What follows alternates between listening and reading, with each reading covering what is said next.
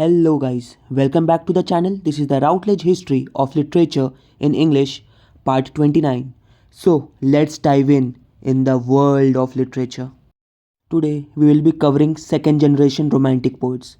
So let's start with John Keats. In the book you can see that two beautiful lines are given from the poem Ode on a Grecian Urn, and the lines are: beauty is truth, truth beauty. That is all you know on earth and all you need to know.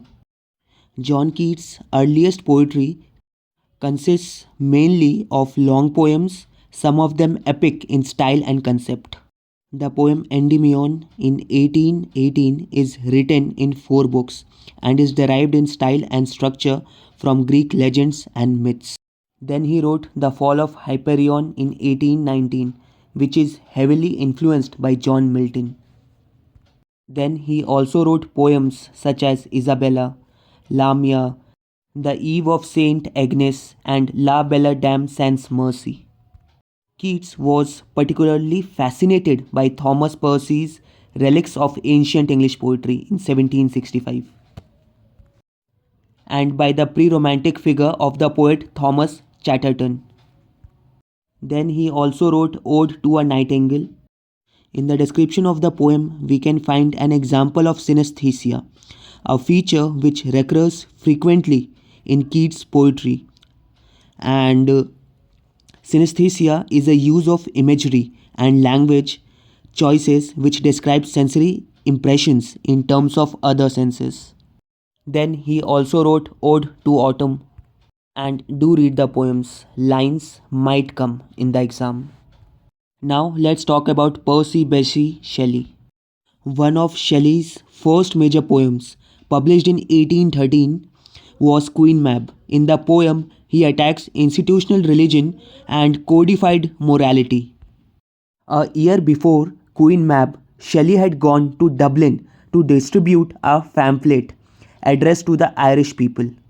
In a pamphlet entitled The Necessity of Atheism, Shelley argued that the existence of God could not be proved. His poem The Mask of Anarchy was a direct response to the Peterloo massacre of 1819. His sonnet England in 1819, it closes with a vision of the future revolution of the working classes. His poem Prometheus Unbound in 1820, generally regarded as one of his most successful long poems. He employs the Greek myth of Prometheus, who was punished for stealing the gift of fire from the gods and giving it to mankind. Then he also wrote Julian and Medallo in 1824. Then he also wrote Ozymandias in 1818.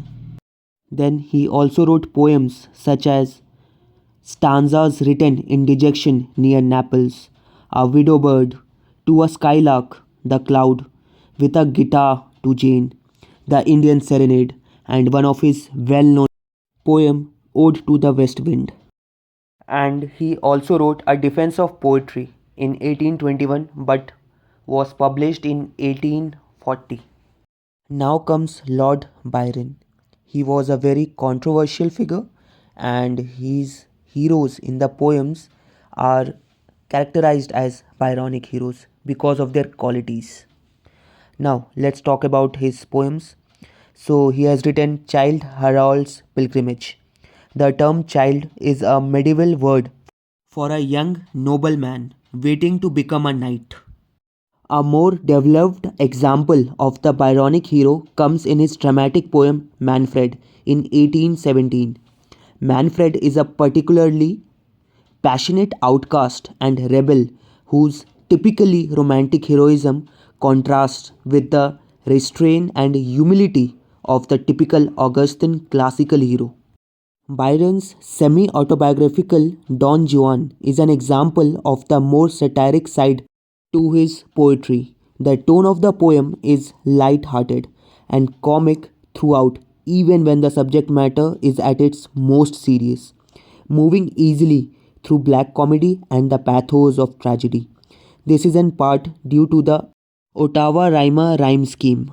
Then he also wrote So we will go no more a roving in 1817.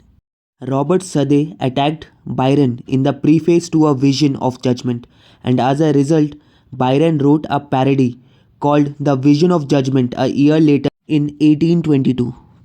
Robert Southey also wrote the poem The Inchcape Rock, and later on he became the poet laureate and remained one of the Lake poets, living in the Lake District near William Wordsworth, Robert Southey, and Samuel Taylor Coleridge.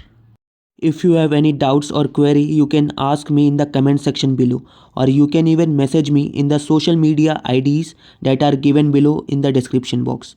Do share the video to all those who wants to be the part of this literary journey.